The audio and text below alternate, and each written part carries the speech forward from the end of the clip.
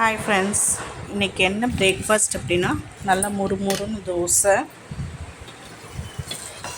கல் தோசை இல்லாமல் ஊத்தாப்பூப்பு இல்லாமல் ஒரு தோசை, அதுக்கு வெங்காயம் தக்காளி எல்லாம் போட்ட ஒரு கடையல். இது கூட வெயிலுக்கு ஏற்ற மாதிரி ஒரு கம்மங்கூழ். லன்ச் மெனு என்னன்னு பார்த்தீங்கன்னா ஒயிட் ரைஸ்,